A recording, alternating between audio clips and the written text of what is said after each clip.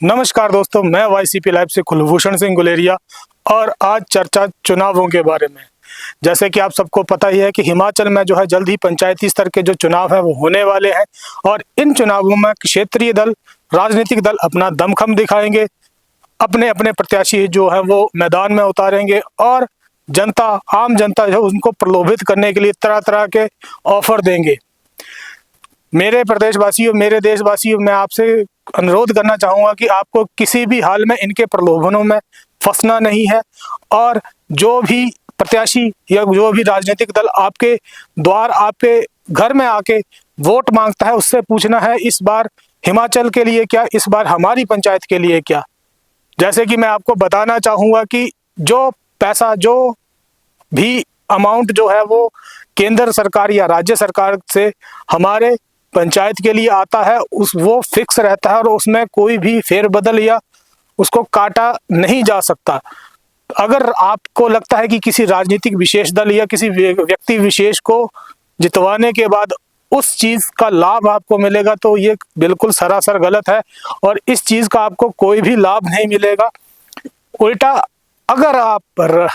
जाति विशेष या व्यक्ति विशेष की तरफ अपना झुकाव ज्यादा रखते हैं तो उसमें कहीं ना कहीं जो है वो आपको ही भरपाई बाद में करनी पड़ेगी। मेरे प्रदेशवासियों, मैं आपको बताना चाहूँगा और आपसे पूछना चाहूँगा कि जो भी चुनाव के लिए जो प्रत्याशी खड़े हैं और आपके घर आके चुनाव के लिए वोट मांग रहे हैं और आपको तरह तरह के प्रलोभन देंगे, जैसे कि कुछ रुपयों का प्रलोभन देंगे और कुछ शराब का, जो आप सबको भी पता है कि वो होता ही है। तो मैं आपसे जानना चाहूँगा, आपसे पूछना चाहूँगा कि क्या आपका वोट इतना ही कीमती है कि कुछ चंद रुपए और चंद बोतल शराब के बदले में उसको बेच दिया जाए। और अगर आप ऐसा करते हैं, बेचते हैं और उसके बाद ये उम्मीद करते हैं कि जो प्रत्याशी जीता हुआ है पैसों की वजह से वो आपकी तरक्की के लिए काम करेगा, तो ये बिल्कुल भी गलत है। वो ऐसा कभी नहीं करेगा कि जो भी इंसान इस प्रकरण को जीतने में अपना पैसा इन्वेस्ट करेगा वो बाद में उस पैसे को वापस खींचेगा ही खींचेगा और आपकी मूलभूत स्थिति जो है वो वह हमेशा के लिए वैसी की वैसी ही रहेगी और ना कभी आप गरीबी स्तर, मूलभूत सुविधाओं से ऊपर उठ पाएंगे और ना कभी उठे थे। मेरे प्रदेशवासियों, इन चुनावों में जो वो पहले प्रधान थे अब वो बीडीसी मेंबर बनने की कोशिश करेंगे, जो उप प्रधान थे वो प्रधान बनने की कोशिश करेंगे और जो पंच थे वो उप प्रधान बनने की कोशिश करेंगे और इसी दौड़ में, इसी भागा दौड़ी में वो आपको बहुत सारे जो है प्रलोभन देंगे, बहुत सारी चीज़ें आपको बताएंगे। लेकिन आपने सबसे पहले उनसे पूछना है कि क्या उन्होंने 5 साल पहले जो वादे किए थे वो पूरे वादे पूरे हुए हैं या नहीं। अगर नहीं तो किन वजहों से पूरे नहीं हुए हैं और क्या वजह रही है उनमें कि वो वादे वैसे के वैसे ही रहे हैं। जहाँ पे सड़क होनी चाहिए थी वो सड़क नहीं मिली, जहाँ पुलियाँ होनी चाहिए थी वो पुलियाँ नहीं मिली। किन वजहों से सब कुछ वो पीछे ही छूट चुका है। दूसरी बात, मेरे प्रदेशवासियों, जैसे कि मैं आपको बताना चाहूँगा कि पिछले कुछ वर्षों में, बीते कुछ वर्षों में देखने को मिला, सुनने को मिला कि जो सुविधाएं केंद्र सरकार या राज्य सरकार ने प्रदेश के आम निवासियों के लिए, पंचायत के आम निवासियों के लिए दी थी वो कभी उन तक पहुंची ही नहीं, उन्हें मिली ही नहीं। बहुत सारी लाइटें जो है प्रधानों के घर पर पाई गई और कूड़ेदान उप प्रधानों के घर में पाए गए और उनके ऊपर जुर्माना तक लगा। तो इस बार ईमानदार अपने प्रतिनिधि चुने। मेरे प्रदेशवासियों, जैसे कि मैं आपको बताना चाहूँगा कि जो पैसा केंद्र सरकार या राज्य सरकार से पंचायतों के लिए आता है, बहुत सारी पंचायतें ऐसी हैं जो उनको कभी खर्च ही नहीं कर पाती। वो पैसा वैसा का वैसा ही वापस सरकारी खजाने में जमा होता है और कहीं ना कहीं वो पैसा इस बात का संकेत देता है सरकार को कि इस जगह, इस इलाके, इस पंचायत में इस पैसे की ज़रूरत ही नहीं है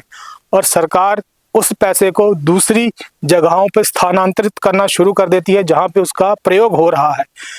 तो आप इस बार अपने प्रधान, उप प्रधानों से सवाल पूछे जो दोबारा शक्ति के लालच में दोबारा खड़े हो रहे हैं और दोबारा चाह रहे हैं कि वो सत्ता पे आरूढ़ हो। उनसे पूछे कि अगर आपने 5 साल पहले जो वादे किए थे वो पूरे हुए हैं या नहीं। अगर नहीं हुए हैं तो इस बार उनके सामने हाथ जोड़े और उनको कहे कि इस बार आप नहीं। दूसरी बात, अगर आपका कोई प्रधान है, आपका कोई पंच है जो ईमानदारी से काम किया है, जिसने ढंग से अपना कार्य निर्वहन किया है, तो उसके बारे में जरूर सोचें, उसको फिर से विजयी घोषित करवाएं और फिर से अच्छा काम कराएं।